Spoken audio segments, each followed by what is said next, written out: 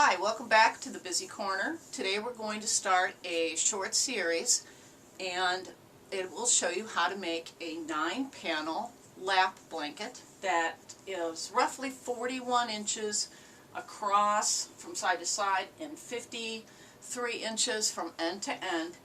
Each of the 9 panels has a different pattern on the inset, and otherwise each of the panels is made the same way. And some of these stitches are reversible. You can make a whole afghan with them, or if you choose, you could choose one of the reversible stitches to do a vertical panel with your stationary rods, or you could knit it horizontally, or you could do a whole afghan if you have long enough rods. You'll need something that's roughly at least 36 inches or so. I used the Caron 1 pound yarn, and you'll see that in the upcoming videos. But this is just to show you the actual designs. So this is the first one we're going to start with down here, and this is just done in a stockinette stitch in the panel. Now, if you don't weave some kind of an edge, or knit some kind of an edge when you're doing stockinette stitch, it will curl.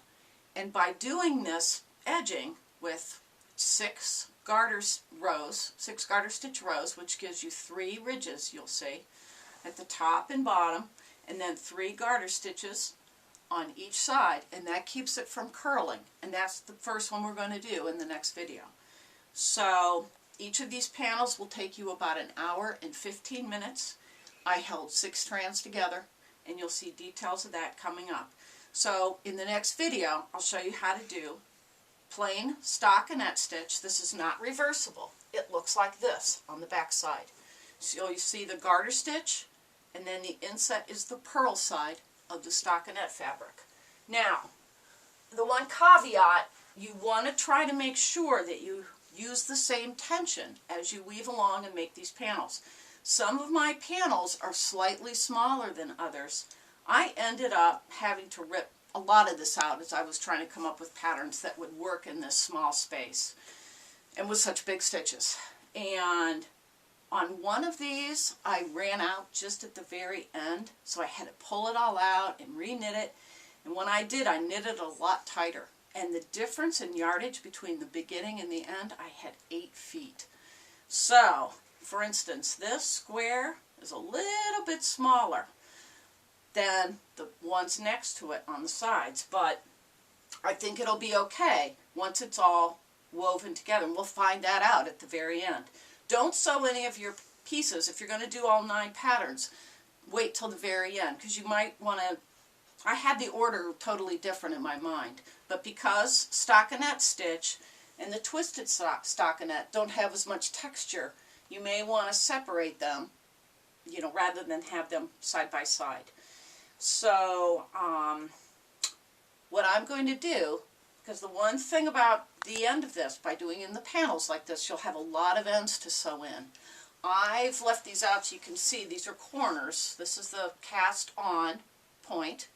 This is a cast off point right here on this square. And what I'm going to do after I've sewn it all up, and I'll show you that at the very end, is I'm going to put tassels at the corners and all the outside joints. And on the inside then, I'll only have 8 bundles of 6 to weave in.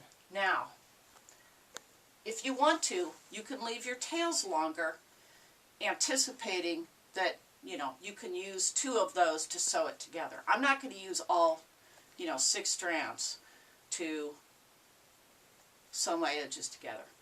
Now, you can do seed stitch on your edges if you're going to make a great big lap throw with using just one of these patterns. But for this panel side, the panels, using all 9 panels, garter stitch is easier to match your rows. So if you're, especially if you're a beginner knitter, it's much easier to sew your panels together, because then you can match these rows. And if there's a slight difference in, the stretch and so on of these, it won't matter, because you'll be sewing those together with a mattress stitch. So Watch the next video. You'll learn how to make the stockinette stitch panel.